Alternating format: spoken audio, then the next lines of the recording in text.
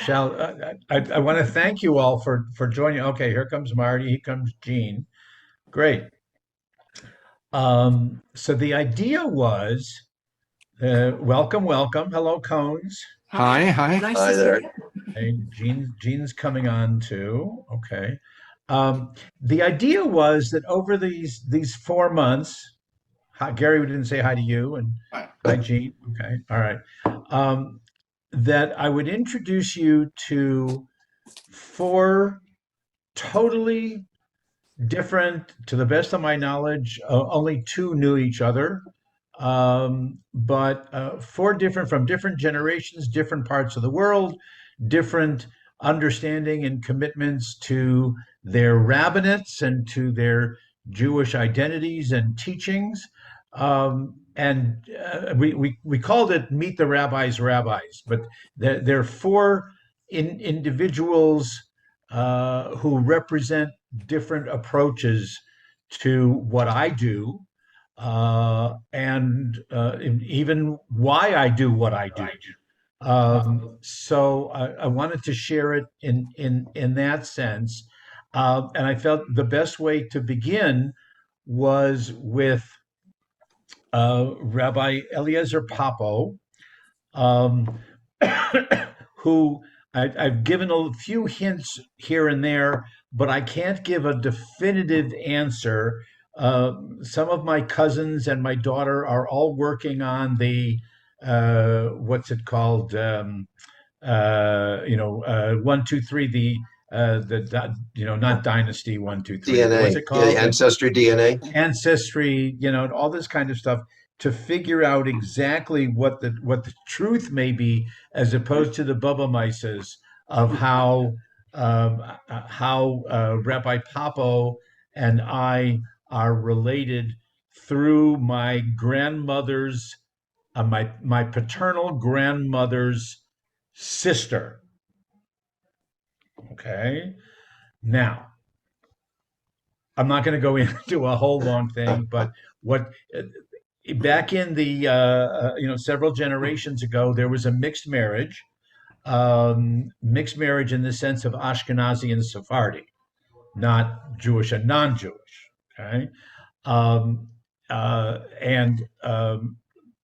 my maternal grandmother, whose second marriage brought her into this family then that had a Sephardic side, and that's how there's that connection.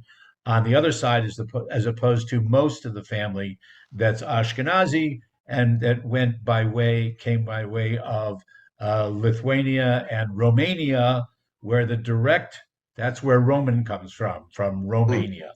But they mm, were Rabinovich in Romania, but the Papo side, uh, of, like I say, of which there were actually two mixed marriages between Ashkenazi and Sephardi cousins. And so it's one of those crazy stories. So I can't give you the exact lineage, but I do claim that Eliezer Papo, whose father was a rabbi, so it's Eliezer ben Yehuda Papo, and then his two of his four sons were also rabbis. So okay, so I'm going to start. I'm going to start with Eliezer Papo. If you want the years 1785 to 1828, so that's what we're talking mm. about. 1785 to 1828. Now I have to pause with directly talking about Papo and give those of you who aren't sure about it a little background into what was known as the Musar movement. Now, Musar has had a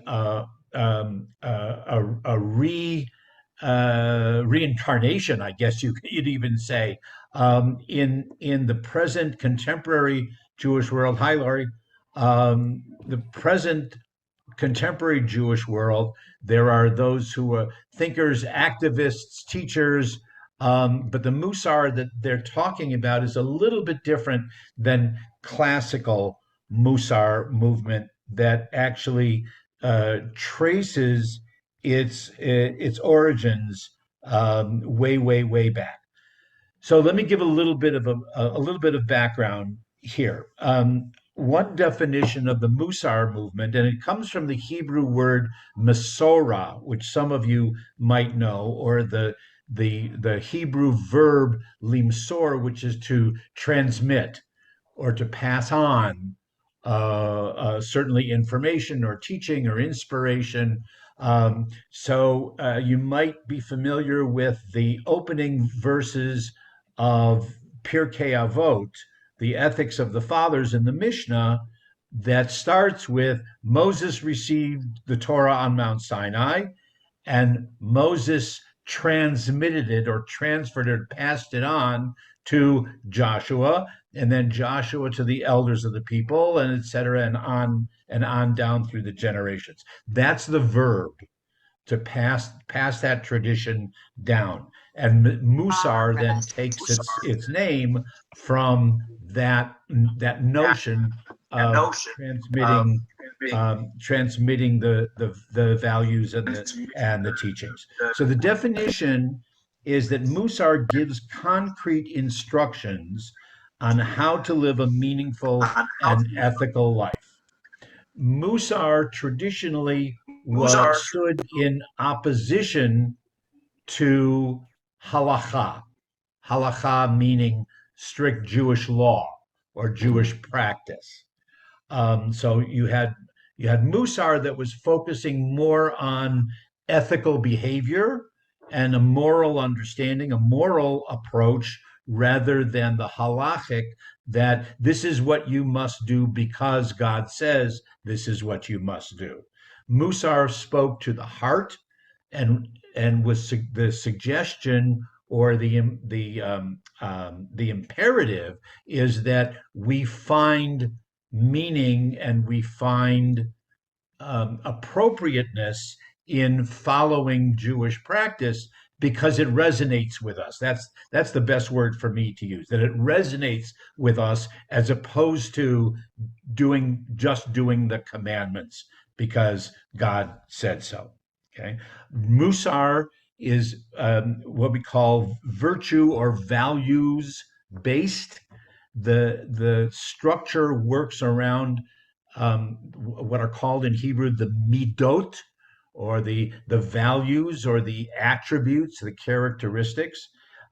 We improve ourselves and we improve our lives by cultivating, by understanding, by appreciating our own inner sense of value, our own inner sense of self-worth and virtue. And then we commit to continually perfect those. So ideally, and again, this gets into all kinds of other influences in the modern world that can be psychological or spiritual, if you will. But the goal is to perfect those midot, those values and virtues within ourselves, and it's actually a transformation.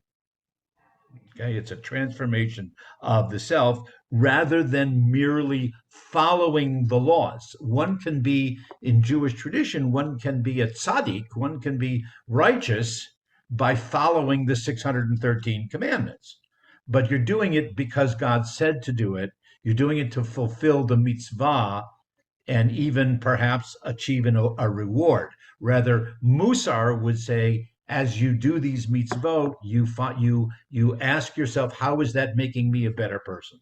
How is it making me a better Jew? How is it making me a better husband, wife, father, mother? What participant in the community?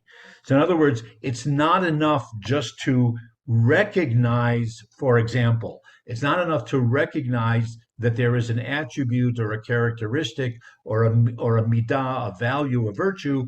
Let's use the example of kindness. It's not enough just to recognize that there's kindness. Just by recognizing intellectually doesn't make you more kind. You have to add kindness into your life's pattern, your life's behavior, etc.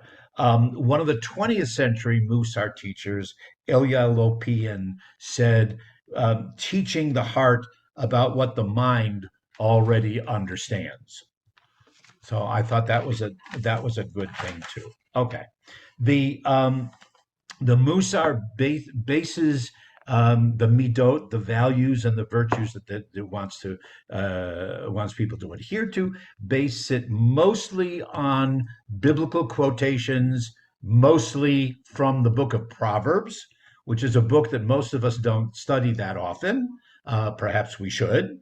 But most of the proof texts, as you will, that come from the Bible come from the book of Proverbs, not all, but most. And most of the rabbinic teachings are quotations or proof texts from, as I mentioned before, Pirkei Avot, from Ethics of the Fathers. That's the original, before there was what we would call a movement, or a stream, zerem in Hebrew, a stream of Musar thought. Sadia Gaon, 10th century rabbi in what is now called Iraq, started to put together some of the teachings of this Musar interpretation. He also incidentally wrote one of the formative prayer books, the Sidurim, Sadia Gaon. And then in Spain, after the time of Maimonides, there was a teacher by the name of Bahia ibn Pakuda in 11th century Spain. Bahia is very well known also for being one of the initial teachers of this kind of thinking. Then they seek the Bahia especially seeks the foundations of the inner life and intentions of the heart. Was his preface to one of his books. Then in 1542, in Germany, and actually the book is written in Yiddish, believe it or not.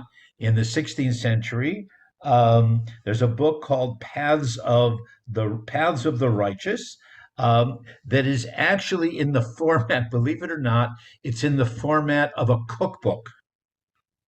Okay. Now you might remember, like, from things like Lecha Dodi and other liturgical pieces or poetry, the piyutim from the Middle Ages. Many of them had these little, funny characteristics. They were acrostics. They followed the alphabet, or they followed the name of the author, the poet. His name was the first letter of each line, or something like that. So it's an anonymous author, but Paths of the Righteous in 1542 is in the form of a cookbook of how to follow the menu or the recipes to achieve these kind of values that we're talking about, the values and the virtues. And again, I need to say this because we're going to see some sexism later on, but I do need to say this. The earlier scholars all assumed that since it was a cookbook, that Paths of the Righteous was written by a woman. Now, we can joke about it, and I see some of you smiling and nodding, but it says something very important about the Jewish community of the Middle Ages. The women and their teaching, or whatever, they were literate. And what they said and what they taught and what they wrote down was accepted. Now, it may not have been accepted by the majority. Okay, Joyce is giving us all right. It may not have been the majority, and certainly most of the teaching was from a male point of view. But there were these occasional sources of text and study and approaches to the world, to the Jewish world, that were written by women. Joseph Caro, sidebar. Joseph Caro, who before he invented syrup, Joseph Caro, anybody get that one? Okay, no. All right. Joseph Caro, who was the editor of the Shulchan Aruch, the Code of Jewish Law, in the preface specifically says, I'm writing this book for the men and women of the Jewish world, so they would know what to do in their Jewish homes. Okay. In other words, the implication that the women could read, which is saying something in the 1400s, 1500s. Okay. So we credit in within the last 600 years of Musar movement, we go back to this Paths of the Righteous, 1542. Then the next one was a collection called Cheshbon HaNefesh. That's a phrase that we still use on Yom Kippur. It's analyzing the soul or evaluating the soul. Cheshbon HaNefesh was published in 1812, and it included a very, very systematic, a daily approach. Like I said, they had all these literary gimmicks. What would distinguish this book, Cheshbon HaNefesh, from the Paths of the Right, Darchei HaTzadik? What would distinguish it? So one was like a cookbook. Another one was a very systematic thing. Number one, number two, number three, number four, et cetera, et cetera, et cetera. And according to one scholar, and this I will never forget, according to one scholar, the assumption was that the author, again, somewhat anonymous, that the author or the teacher of this collection was influenced by none other than Ben Franklin. Okay. Who had his daily virtues, right? Ben Franklin had this list of daily virtues to follow. And so the assumption was that whichever rabbi wrote down this book in 1812 was familiar with Ben Franklin's list and thought that that was a good way to teach it, a good way to organize it. All right. Musar really takes its most prevalent and popular form through the teachings of a rabbi whose name you may know, Israel Salanter, Salanter. Israel Salanter, 19th century Lithuania. And the reason that I said, here's another sidebar. The reason that I said Salanter may be familiar to you is Salanter is the one, and of course, we're not talking, this is present company accepted, right? Salanter is the one who wrote the following. Okay. Any rabbi whose congregation does not want to fire him is not a rabbi. Okay. In other words, like I said, present company accepted, I hope. All right. But the rabbi has to prod and provoke and incite and whatever.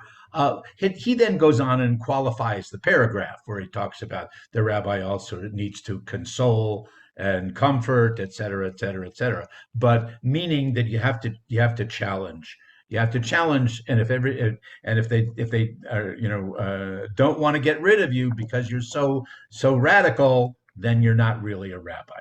Anyway, it's a famous quote that we all, in our profession, we all know.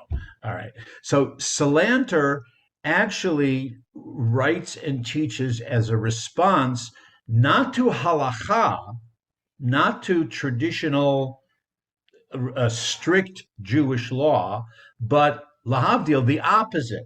Salanter writes in opposition to what is called, and I think some of you will know this phrase, the Haskalah, the Enlightenment period in Jewish thinking. Think Moses Mendelssohn as opposed to Moses Maimonides.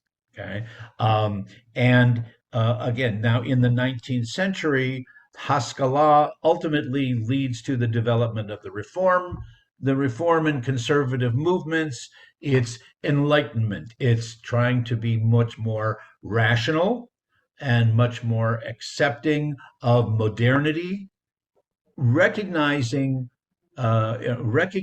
tradition, but the phrase that follows through, it's finally perfected by Mordechai Kaplan, is that we give to Jewish tradition, or we give to halacha, we give it a vote but not a veto.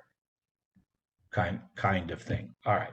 So um, so Salanter comes along to try to find, again, today we might call him a reform or conservative type of rabbi, trying to find the balance between heartfelt, sincere Jewish practice and values, as opposed and then recognizing that there are 613 commandments and God wants us to follow those, and they've been valid and authentic for centuries, and we can't just toss them out like some of the early reformers were talking of doing, whatever. So Salanter tries to find a middle ground. He doesn't necessarily write it that way. I don't know whether it was to be more political, more whatever. But he says that the goal of Jewish identity is to conquer the Yetzer Hara, the evil inclination, the evil part that we all have, and then to be able to serve God wholeheartedly. Um, Salanter's Musar approach was very, very popular in the yeshivot, in the academies and the study institutions of Eastern Europe. But sadly, most of those adherents in the middle of the 20th century, most of them were slaughtered. And so, uh, as opposed to some of the more famous rabbis, including Leo Beck, who we're gonna talk about in 2 months, close to Yom HaShoah, close to Holocaust Remembrance Day. So those are some of the background pieces as we get to Eliezer Papo. Um, so let me do the biography. Then I'll come back to a summary of some of his teaching, and then did Ruth Ann? So she okay, yeah. So it'll be a while, but then we'll get to the text that we can share, right? Okay, all right. So I mentioned before Papo, 1785 to 1828. Um, Tried to take the what he felt were the most profound teachings of Judaism, what came from the Bible, I mentioned earlier, mostly from Proverbs, came from Talmud, Mishnah and Talmud, especially from Pirkei Avot, from rabbinic literature, and from Kabbalah, Jewish mysticism, which I haven't talked much about because I don't profess to be very, very much an adherent nor a scholar about Kabbalah. Some of you know much more about it than I do. But Papo's goal was to create a moving, powerful work that addresses each individual Jew, male, female, husband, wife, community leader, or pauper, um, by addressing basic human needs and basic questions. As we will see, his gimmick, and I mentioned that whether they were acrostics or systematic numbering, Papo's gimmick was alphabetical.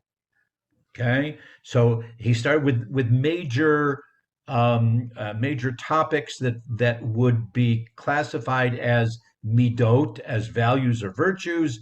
The first one is the one that we're going to look at, is ahava, which starts with the letter aleph, and ahava is love. So he starts with love and he goes on further. Bina is comprehension or understanding. Gevura would be courage. And he goes on Aleph, Bet, Gimel, Dalet, using the alphabet. That's the order that he gets to. It's his book, Pele Yoetz. There are others, but Pele Yoetz, which means wondrous advisor or wondrous advice. Um, Humility is not obviously one of his main things, but Peleo has about 140 chapters. It's relatively brief. It's written in Judeo Spanish, and then translated and more prevalent now in a Hebrew translation, but it's been translated into other languages as well. We don't know that much about my so and so's my ancestor. But we do know he's born in Sarajevo, present day Bosnia. His father Yehuda was also a rabbi. It's clear that Eliezer was given a very comprehensive Jewish education, and he mastered obviously classic Jewish texts. I mean, it's not like you can look up on Google or anything and say, "Oh, where is such and such a quote?" And and you can have it. I did it 3 times this week, just looking up on either Google or Safaria, which is another search engine for Jewish quotes and Jewish texts. They didn't have that in those days, so you had to either have everything memorized, or at the very least know where you could start, where you could begin your search, traveling all the way back to biblical times. Eliezer Papo served as a rabbi in Sarajevo, and took great pride not only that 2 of his sons became rabbis, but also one of his students. And again, I don't think anybody necessarily on the call right now or on the Zoom would know, but there's a famous name in Hebrew linguistics of Yehuda Alkali. Alkali was one of the colleagues of Eliezer ben Yehuda, who was credited with reinventing modern Hebrew language. And Alkali is the walking, talking lexicon.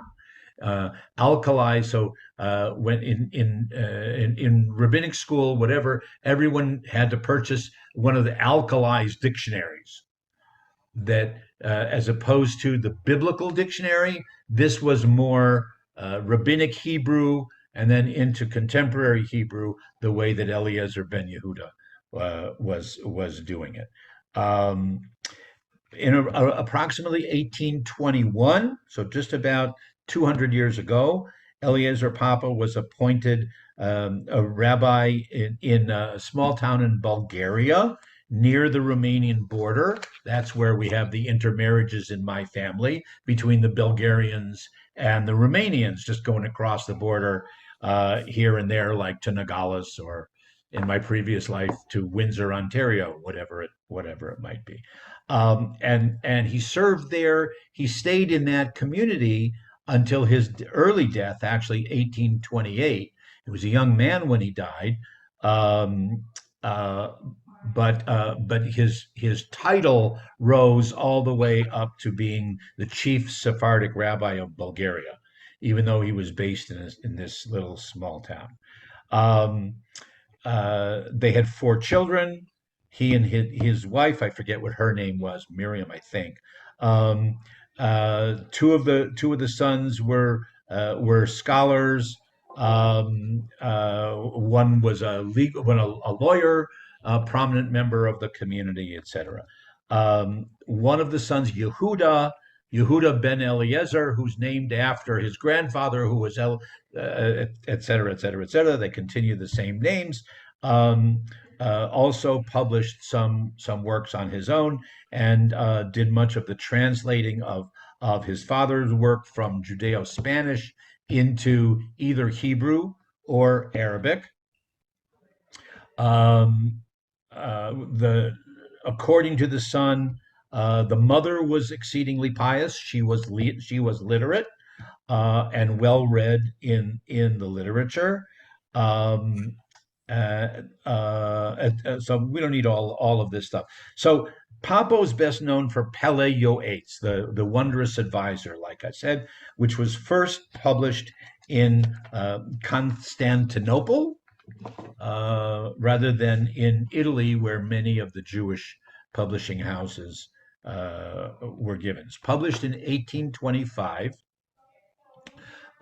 It was written, although it was written in Bulgaria, but it was published in Constantinople. Um, and as I said, the first publication is in Judeo-Spanish. The second, about 35 years later, published in Bucharest, which was in Hebrew. Then, in 50 years later, was published in Vienna in Yiddish, and then 70 years later in Germany. And so that was in German slash Hebrew also, and it was even published in Arabic in the 1850s. Okay. Um, Papo's book, which set it apart, this Peleioates, was that it was popular both with Ashkenazi and Sephardi communities. Okay. Um, to be written in Hebrew or translated into Hebrew, like the son did, was very important to Eliezer. He wanted the work to be accessible to all countries, all Jewish populations, um, and so he invited translations into different languages, if you will. So here's a summary of Papo's teaching as it's handed down um, through the different iterations with commentary. Now you do have to remember that most of the classical Jewish works, starting from the time of the Shulchan Aruch, not so much Rambam, Maimonides, and even Ezra's, but later on, from the time of the Shulchan Aruch, anything that was published was also published with a commentary. Okay, it wasn't just the text. So, for example, Shulchan Aruch, Joseph Keru's Shulchan Aruch's Code of Jewish Law, was written by a Sephardic rabbi, but when it's published with the Ashkenazi commentary on the same page, depending on the volume that you say. It might be next to it, lineally, or it might be under top and bottom of the page. But Sephardic, which was the mainstream Jewish tradition for a long time, Sephardic and then Ashkenazi commentary right there on the same page. Papo didn't feel that he needed commentary, but he did insist that there would be translation. Okay, so that's interesting.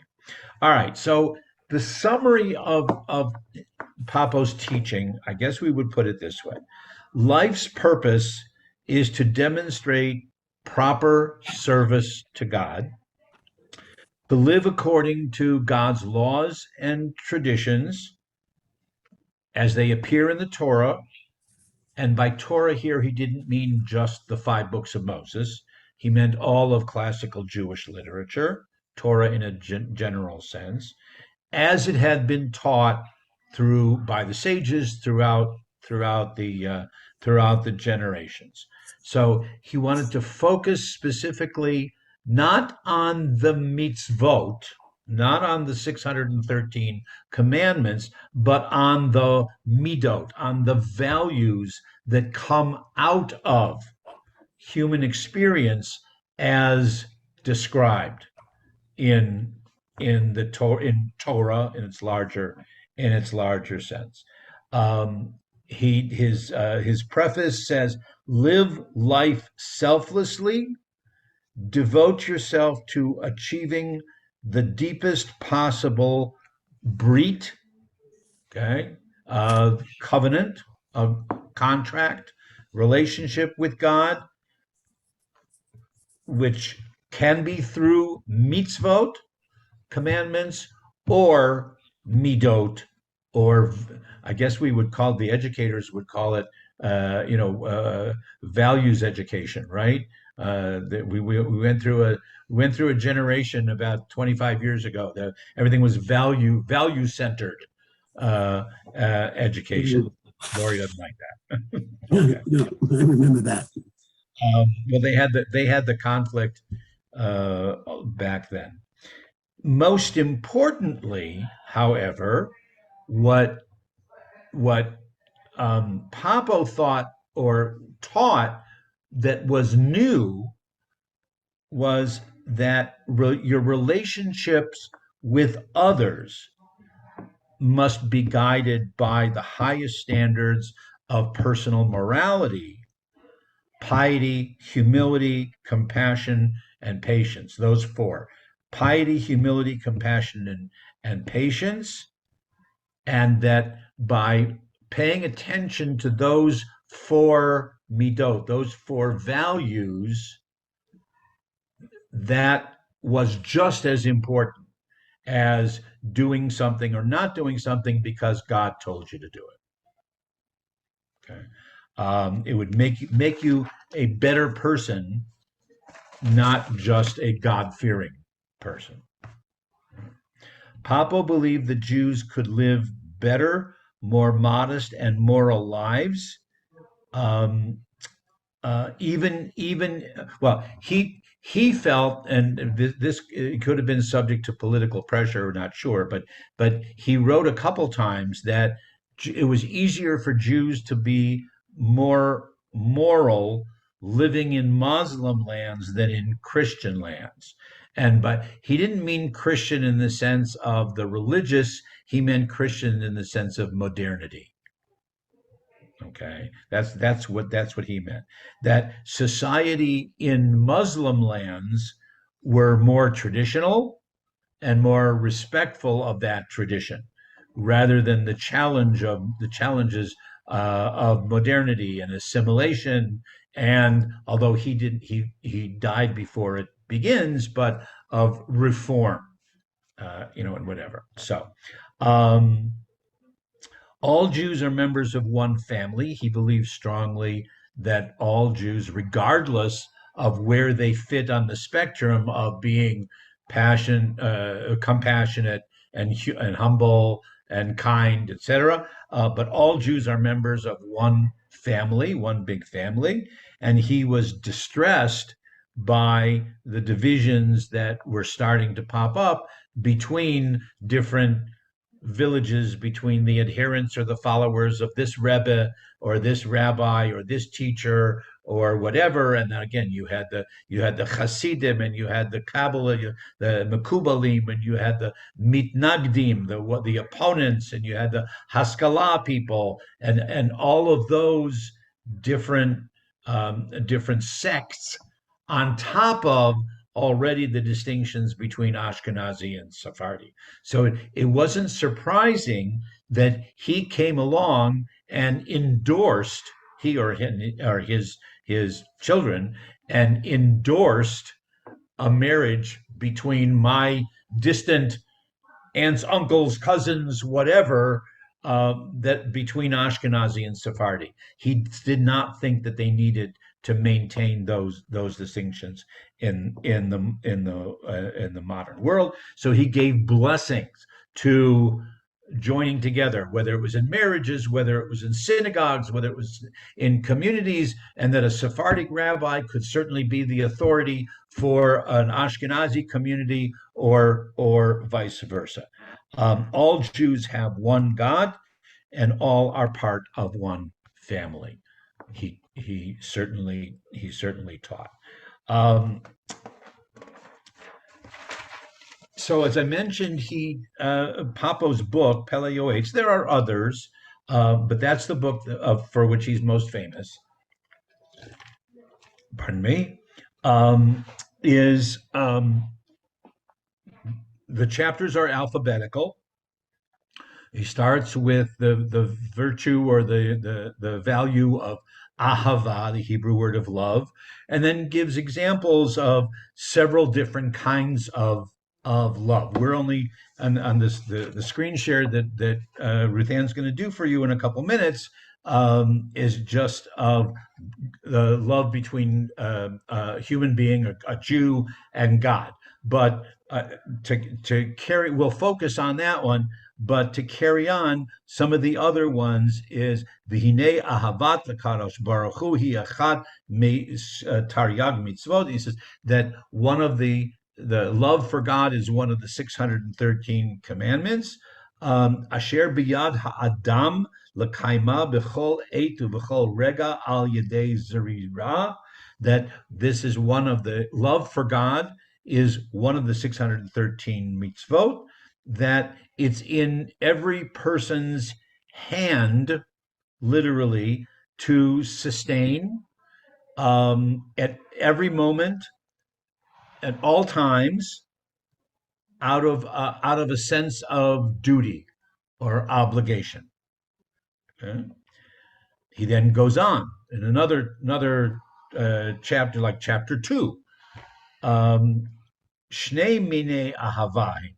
There are two different types of love.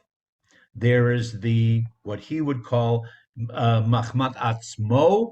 There's the emotional type of love, and the ahava mitzad heskel v'ha'emet, a love that would be from the perspective of thought and truth. So let's say what he means is there's an emotional type of love and there's a rational type of love. Now, he later on we're not going to approach it, but later on he goes into physical love, and that's why I said if we got into it, you'd find that that's really where he gets very, very sexist in orientation. But whatever. In chapter number 3, he gets into love between parent and child, or again, father and sons. Okay, he mentions daughters, but he focuses on relationship to sons. That's generational, I'm sure. And he says this love should not overtake boundaries of those four midot that we talked about, that I talked about before: kindness, compassion, humility, and I'm trying to remember what the fourth was offhand. Lost my note. Patience. Piety, humility, compassion, patience. Right. Thank you. Whoever was the better note taker than I was. Okay. He jumps almost immediately into, and again, I'm not sure why. I don't know all the study of his children, but he jumps immediately into when you're punishing your son. Not sure what the sons did, but when you're punishing your son, keep in mind that gentleness and mercy must indeed be part of the values by which you parent. Another example, and this I'm paraphrasing, but it's all here. If you want to check the Hebrew, it's not all of it in translation, but if you're punishing him, hit his legs, not in a place which could cause severe wound, like between the eyes. Okay. Right. Sometimes it's better to pretend not to see or hear when your son sins. Right? This is a major principle for one who wants to bring merit. You might know the Hebrew word zechut. Zechut is like a reward, is merit. And in rabbinic literature, that is it's a euphemism for whether or not when you die, whether or not you will have the zechut of your children reciting Kaddish for you. Okay, you have to still have to earn that, right? So it's a major principle for one who wants to bring merit, earn the zechut, all right, to be remembered positively by your children. and the souls of your sons and grandsons after them. Um, and always encourage your sons to be Talmidei Chachamim, to be students of the wise. And then he concludes this little chapter about having love for your sons and daughters with as appears a lot of times in his writing, and with a quote actually from the prayer book. Now, we don't see it that often in our prayer book, which is the prayer book of the Reform movement.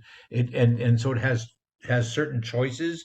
So we don't always use the one option that includes this quote, but it is there in the Reformed prayer book and in the conservative prayer book and certainly in the traditional prayer book that leads up to reciting the Shema in the presence of the Torah. So if you're picturing we've taken the Torah out of the ark, right? And before we're going to march around with the Torah, the Hakafah, and before we're even going to proclaim Shema, there's this quotation. It's a quotation based on Proverbs. Okay, Ashrenu matov chalkenu manaim goralenu. That how fortunate we are to have as our legacy, as our inheritance, this Torah. And again, Torah, not only the scroll, but all of Jewish learning. And so what Pele Yoetz, what in this particular chapter, what Papo concludes it by saying, the ideal is to raise your sons, parentheses, and daughters, so that you will be able to say, in looking at them and thinking of them and thanking them for the zechut, for recognizing that they will indeed say Kaddish for you, they will remember you with with trust and with respect and with dignity, is that Ashrenu Matov Chalkenu, how fortunate we are. And he's saying, not talking about Torah, but talking about our own legacy, our own children. How fortunate we are that we have this inheritance, that we have this legacy, that we have this fate to be linked to these children who are worthy of carrying on our name. That's the way that he kind of concludes it. Okay. All right. With all that in mind, let's show you chapter 1 of Peleo 8. Ruth Ann, can we share?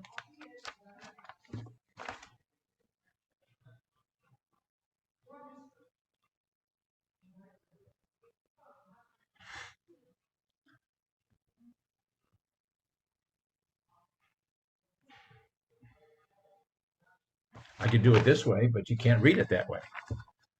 This is an experiment. I've never really done it this way. Ha ha! There it is. There it is. Okay. If you scroll down, you'll see it in English. There we go. Okay. So as I mentioned, he starts out with with the midot, or with the virtues, or in an alphabetical order. In Hebrew, love is ahava. So the Hebrew sounds like this: ahava la kadosh baruch hu, love of the Holy One, blessed be He. Ahava la kadosh baruch hu, ein midah tova hemena. There's no better trait than the love of the Holy One. This is number one, sub number one, point A, whatever, in the outline. Everything comes from, and everything ends with the number one type of, the primary type of love. Ki mimeni nimshach kol avodat Hashem yitbarach v'chol hayehidut. Okay, for the entire service of God and Judaism, all of Judaism draws from it. Ve'eno domeh oved me'ahava oved me'yirah. To serve God from love is not comparable to serving God from fear. And then he goes into and he's arguing against some other author at the time, as the author of Sefer Habris, or Sefer Habrit, the Book of the Covenant, delved and expounded to explain the root of love and fear very well. Okay, all right. The Marty Cohn is on the is on this, and he certainly knows that we've pointed out, and others, that there's a, even though it's the same word in Hebrew, that fear, in a sense of being afraid, and reverence, and to revere, it's the same word in Hebrew. It's the same word in Hebrew.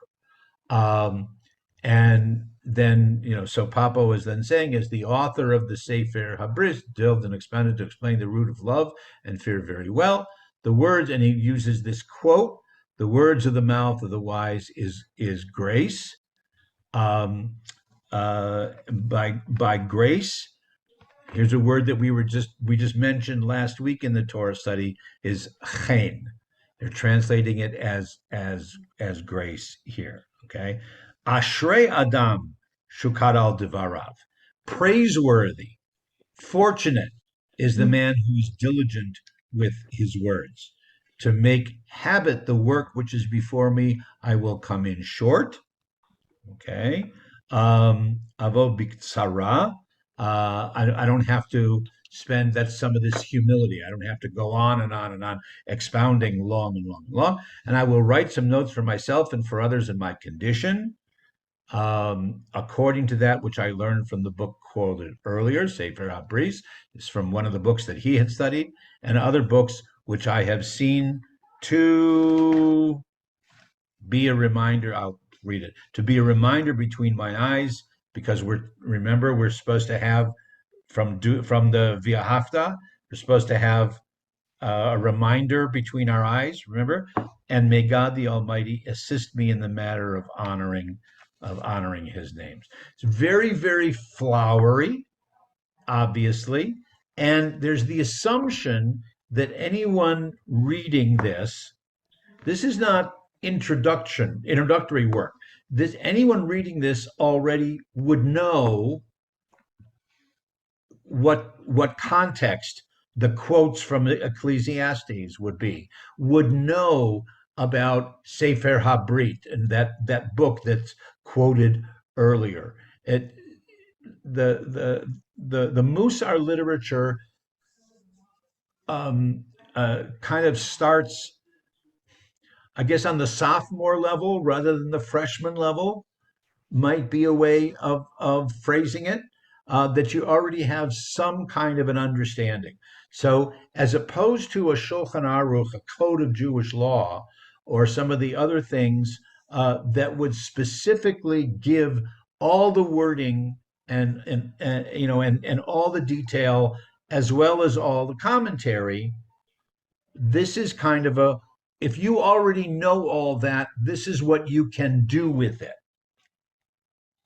Right? This is how you live your life as a result of what you have learned and absorbed and brought into your own heart and mind and soul, to use the phrases from Via Hafta again, with all your heart, with all your mind, with all your soul, and to bring all that to life, and to make your Jewish world and your Jewish identity a little bit stronger. Okay, so there's my quote unquote lecture about Yehuda Papo and an introduction to Musar.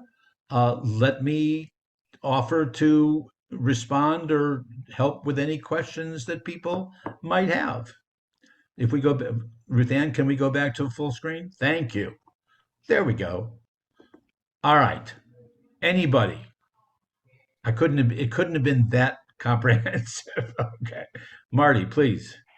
I'm glad you mentioned the Via Hafta prayer.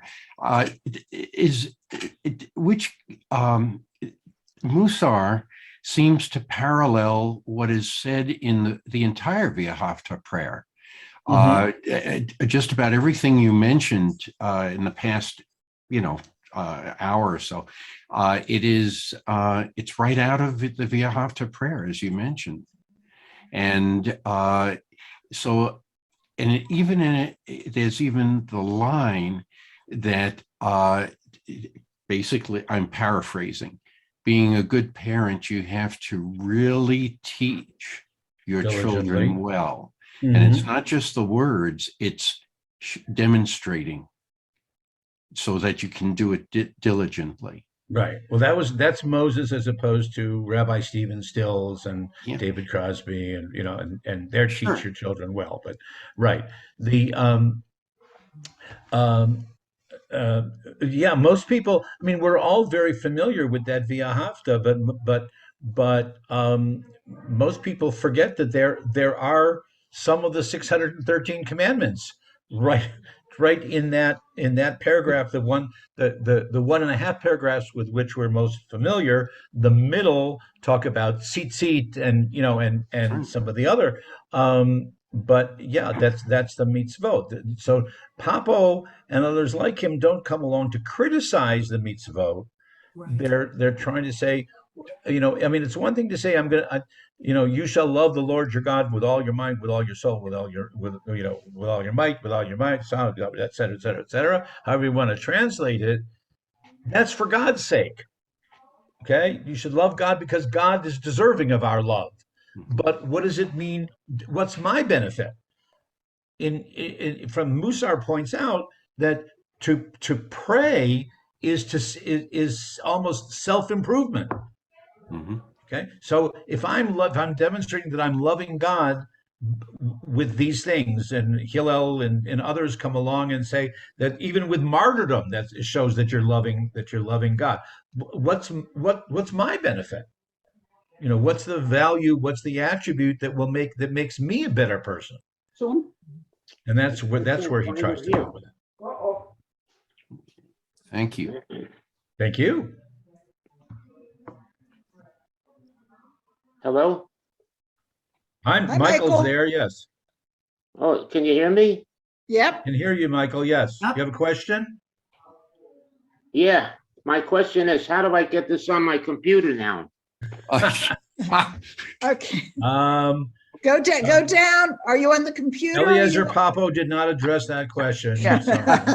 Okay. Look, Find look the at, little video camera at the bottom, probably the bottom left-hand corner of your screen. no, And that's not the problem. I'm using my computer. 1 second, everybody. I'm using my laptop computer, and I got the email, but I can't see, it's not showing the invitation. I don't understand that. The first couple of steps, you mean? Is that still open, Ruthann? Do you know? what? It The says, I got it, come meet the rabbis. And I Yeah. opened click, the click, email, click, and then and there's on the email, oh, wait a second. Yeah, you're in, Michael. You just He's have to in. turn on your camera. the Yeah. camera's not on, right? Camera's not on. Okay, You're I'm in. my phone. The camera will be on in a moment. I'm gonna shut Okay. this, so there's no feedback. Thank you. Okay. Okay. Okay. Okay. Well, I have a comment because actually I Please. was listening, and my cookies are done, by the way. Did you taste them yet? Not yet. They're still too Okay. hot. It just All right. came out of the oven. Because But I mean, we didn't get to taste an appetite because that's farther down in the alphabet. but I mean, people who have attended Torah studies know that I look at the Torah from a very sexist, I'll say, orientation. That the Torah was written for men because women don't need it. And I still live by There that. is a belief in that, you know. And again, and with this movement here, I see it as the same thing, like you were talking about, that the cookbook type thing might have been done by a woman. Again, this is a very, very woman-sided philosophy, I guess you could call it, in the fact that women are not, do not have to keep the 613 mitzvot. Right.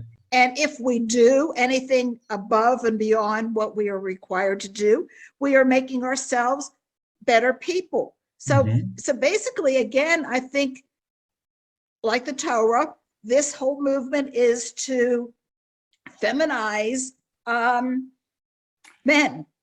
And I still say right now, if men acted more like women, we wouldn't have what's going on in Ukraine right now. Okay. Halavai. Okay. Go ahead, Marty. A comment about that.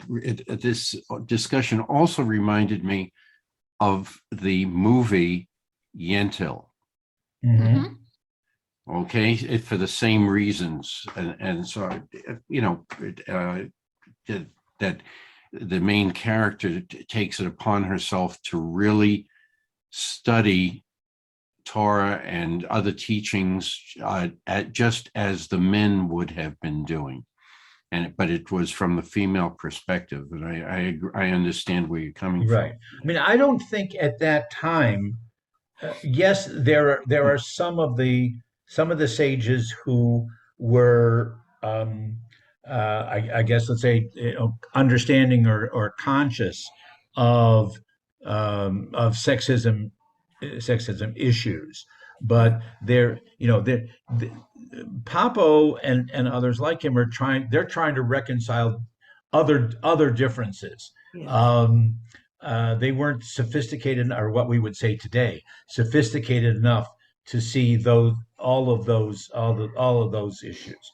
They're that we joke about it. The Litvak, versus the Galiciana, or the something like those kinds of things, or again between the Ashkenazi and the Sephardi, and he particularly focused and saying, no, we don't need those labels. We don't need to be arguing that. It's all for the sake of understanding God and supporting each other. To the best of my knowledge, he doesn't get into talking about a common enemy. To the best of my knowledge, he doesn't talk about anti-Semitism, or hatred of the Jews, kinds of thing. He's much more concerned about Jews being the best kind of Jews that they can be.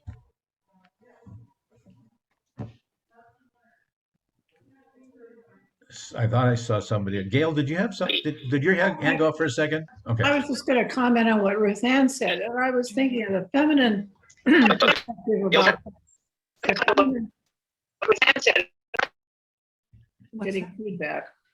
The feminine perspective on teaching, I would say, would be teaching the law with love, rather than handing it down as this is the way it is. You hand it down with love, and that would be the feminine way of approaching it. Right.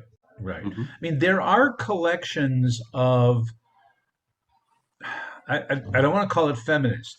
There are collections of women authored books, and prayer books, and poetry, and things like that. But they're not usually written. They're not usually written as if, Ruth Ann was saying that the goal might have been to feminize what the men are teaching. That wasn't the goal of what the body of literature is called techinas, not that like hummus and techina, but techinas are penitentiary prayers, not penitentiary. What's the right word? Potential. Oh, To be penitent, but it's not penitentiary. All right.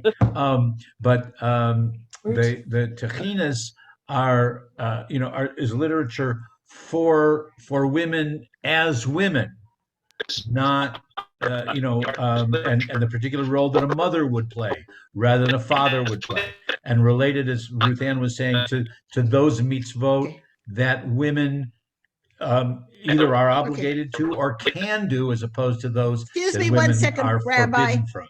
I'm sorry? 1 second. Michael, I keep muting you. Stay muted unless you have something to say, because we're getting feedback from you.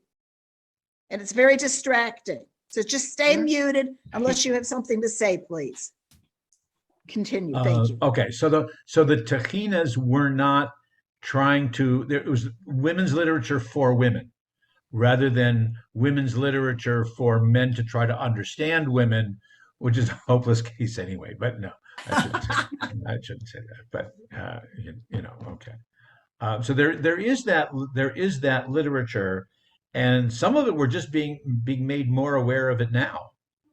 Just didn't it either was, you know, was hidden in all kinds of libraries and repositories, and it's just in the last generation or so that those collections are showing up. Sue, yeah. From what you told us today, it sounds like this rabbi was really trying to get a message across about religion not being a mechanical response, you know, a reflexive response. You have to feel it, you have to absorb the love and all of these, you have to really embrace the values, and that has to be by the heart as well as the mind. Yes. When it's one of the problems I've always had with organized religion, when you are an observer in a church or a synagogue, is that you see people going through motions, physical motions, and reciting reflexively, but you're not always convinced it's with feeling, devotion, or with conviction, shall we say. It seems to me it's so much more meaningful if you have taught yourself over time that these things have a place in your life to guide you to live a good life. You have to really embrace it from within. And that's it. Yeah. That's the message of this guy that I get. Yeah, I'm glad that you picked that up. He does not want to denigrate or criticize those who just perform the mitzvot mechanically. Right. Okay, but he's saying, but if you do that, you're missing. Yeah. You're Right. missing a part of what your Jewish identity could actually be, of what your love for God, of what your love for all humanity, the love that you expend with your family, of what Shabbat can mean. You know, it's by not bringing it into, like you say, the soulful, you know, the intimate part. Now, there's another, and this is not part of this series, but there's obviously another whole movement that's going up. We talked about that, you know, that Papo is, or Salanter actually, is in the middle between the ultra orthodox only focusing on halakha, and then the Haskalah, the Enlightenment, and the Reform and Conservative that branches off the other way. There's another parallel movement here, which is Hasidism, and the Hasidim who are also focusing on the kavanah, the internal joy and the fulfillment that one can find without having to be a Talmid Chacham, without having to be a student of the law. Okay, you know, that it's okay. Let the rabbis be the ones who know, you know, you should just feel, you know, feel emotionally that you are part of the Jewish world. And if you don't know the quote, and if you don't know the Bible, you know, it's not really tevya, but if you know that's okay. You're still part of this world. Salanter and Papo would say, no, you still have to study it. And by studying it, you can find other levels, you know, levels of understanding. That's why I say it's kind of like a Judaism, the sophomore level class, rather than the 100 level introduction class. Okay, Ricky. Just real quick one. Oh God, I don't remember when, but I kept in my journey, I kept hearing the expression, "A Jew is as a Jew does," and I totally rejected that in my own way. Yes, that's part of, but you brought out all the rest. The Jew is a lot more than what a Jew does. Mm-hmm. But to many, a Jew is as a, you know, Nope. they do the rituals, they do the Shabbat, they do the whatever, and they think they're Jewish, but that's such a small piece of it. Right. Deed, not creed. Agree with you. Deed, What? not creed. Oh, yeah. Yeah. Jean, please.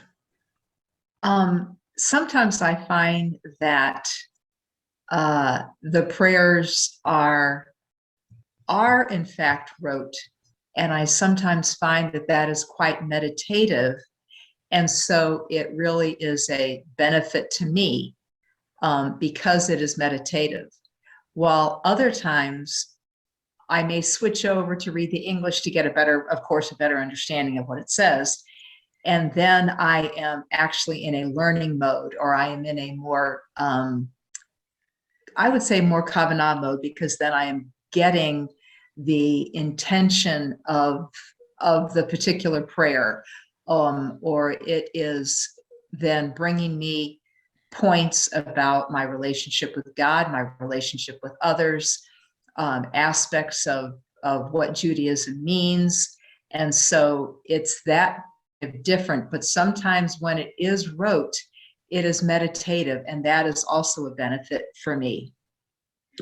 So take what you're saying and how would these 3 or 4 what should we call them, movements, how would they approach that? The traditional statement would be al ta'as tfilatcha keva, don't, or tfilatech, talking to a woman, okay? So don't make your prayers so rote, so mechanical that you lose the kavanah.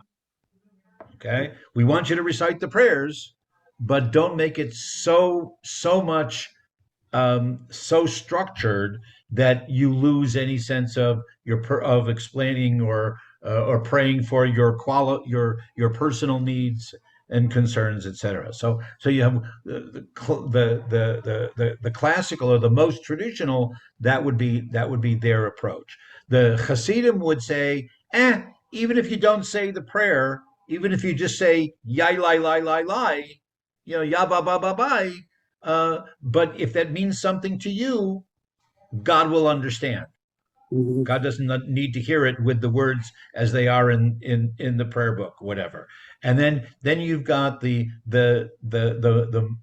more halachically oriented that would say, no, you go ahead and you do the prayer, you say the prayer, or you perform the mitzvah, even if you don't know why you're doing it, and sooner or later you will know.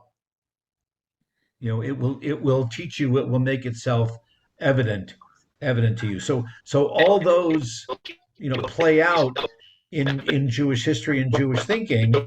And what the contemporary rabbi would say is, you find the one of those 3 approaches that is the most meaningful, or again, my phrase, that resonates the most with you. Amy, is that a hand? Okay, because you put your hand up by in Yeah. the sunlight. The issue I have with blah, blah, blah, blah, la, la, la, la, is would you rather hear your wife say that to you, or would you rather hear her say, I love you, Norm? And I think when you're talking to God, you need to say the words and not just sounds and hope that he interprets, fills in all the blanks. Okay, all right. I hear you, Amy. Here's my personal experience from the last 3 days, because 2 of our granddaughters came to visit from Brooklyn, the one being 10 months old. She's jabbering away like crazy. And I can be holding her in my arms, and she can be looking right into my eyes and saying something that it obviously means something to her, but I don't know what it is that she's saying, but I can read into, and maybe it's selfish, and maybe I'm totally wrong, but I'd like to think that she's saying, I love you, Zadie. It's been so nice spending time with you. I love it when you hug me. I love it, and that's what she's saying, but I can't be sure. So That's a good we, point. we do have the language issues. Michael, you had your hand up. Then John. Yeah, I think, John, hang on one second. Michael was first. okay. Michael, you're really breaking up. Yeah. Sorry, can't understand you. Yeah.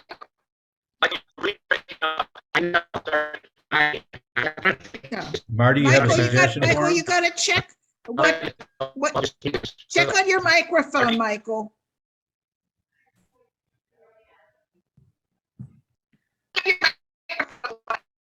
No. Marty, you're muted. Michael, you probably have both your phone and computer on simultaneously. Turn one off. Turn one off, preferably your phone. He's not on twice, so that's not it. Can't. No.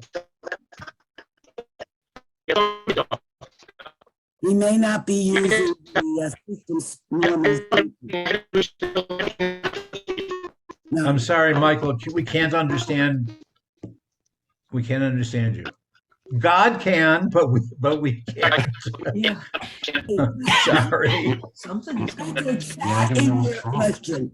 Michael, chat Okay. in- All right. I'm sorry. All right, John. Come on in. Okay, talking about where God can understand, but one's not saying the words correctly.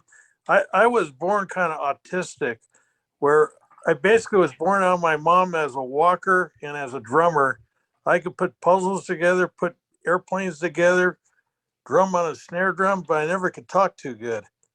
And so I can relate to that, where I could fill it in my words, but a lot of times I'm not speaking it as well as somebody else. Yeah, That's a okay. good point. Right. Okay. So that's that. Michael, if you want to, send me an email or something with a question, I'll certainly try to answer it that way. Okay. All right. If I remember correctly, the next rabbi whom I want to talk about and refer to and teach with, as it were, is a name that Ruth Ann probably remembers from Pittsburgh, and that's Solomon Freehoff, who was the senior rabbi of Rodef Sholom on Fifth Avenue. Is it Fifth Avenue or Fifth Street? Fifth Avenue. Fifth Avenue. Fifth Avenue. in Although, let me put it this way, from my Orthodox point of view, we used to call it Saint Rodolph's. Right, because Saint Rodolph. Yeah, because we didn't exactly. really think of it as a synagogue. Right. So it's an opportunity to talk about not only Rabbi Freehoff's unbelievably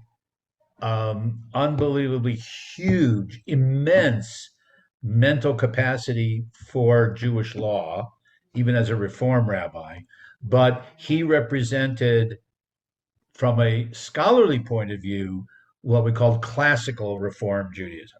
Now, I grew up somewhat being influenced by classical reform. I don't consider myself an adherent of that at all, but I wanted, through Freehoff and his writing and his teaching, I want to show you what that all meant in early American Reform Judaism, and what has happened since. Then in April, and we're on the fourth Thursday of each month. In April, and I mentioned this earlier, Rabbi Leo Beck, who was the chief spokesman and literally the spiritual head and most comforting religious leader for the Jews of Germany at the time of World War II. He was in at Theresienstadt. Survived the camps, but not only about how Leo Beck, and this will be right around Yom HaShoah, right around Holocaust Memorial Day. Not only did Leo Beck teach so much and comfort so many millions of people during the Holocaust, but then his teaching of Jewish-Christian relations, of how Jews and Christians should be able to get along, is very important as a lesson coming out of the Holocaust. And then, frankly, I forgot who I wanted to do the number 4 in May. Ruth Ann, do you have the original list in front of you by any chance? I don't have it in front of me No, now. okay, but there's a good rabbi to talk about. Oh, I know, I remember. Sally Priesand, who was the first woman rabbi. We will be celebrating first woman rabbi of modern times. Also a fellow Clevelander. I knew her when we were both growing up in Cleveland. But Sally, this June, or like the week after we will have this class, will be the 50th anniversary of her being ordained at the Hebrew Union College Jewish Institute of Religion in Cincinnati at Plum Street Temple. And it is a moment. I was there as a rabbinic student. More importantly, I was there playing 12-string guitar for the choir. But I was there as a student, and I remember the moment and how the entire congregation felt the impact and the emotion of the moment without anyone saying anything. When Sally came up onto the bima to be ordained as a rabbi, the entire congregation stood up. No one said, "Please rise." No one. It just everyone acknowledged the importance of that moment. So I wanted to include talking about Sally and her background, and again what has happened in certainly in the North American Jewish world, if not the entire Jewish world, since in the last 50 years about the role of women in leading our religious community. Those are the 4. Yes, Gail. Rabbi, would you please keep us informed of any news you hear from Ukraine from the rabbi, please? I will, and there are other organizations certainly. Anything more? Ukraine has a large Jewish population, has a very historical Jewish population. Sadly, Ukraine is a place with many pogroms, tragedies, catastrophes, millions of our people who have been slaughtered. We certainly pray that will not be the case. To the best of my knowledge, and again from Rabbi Duchovny, and from reports that come through the JDC, that's the Joint Distribution Committee, the World Union of Progressive Judaism, and whatever. There has not been, at least this far, there has not been any particular accusation that the Jews are controlling this one way or the other. That there's an anti-Semitic underlying of any of this. It's this is Putin acting as he wishes to reenact or reemerge Russia and destroy the new European world. So Anyhow, I appreciate you just keeping us posted on I anything. will. So thanks everybody. Thanks for Ruth Ann. Hope that you enjoyed, and if not before, we'll see you again next month.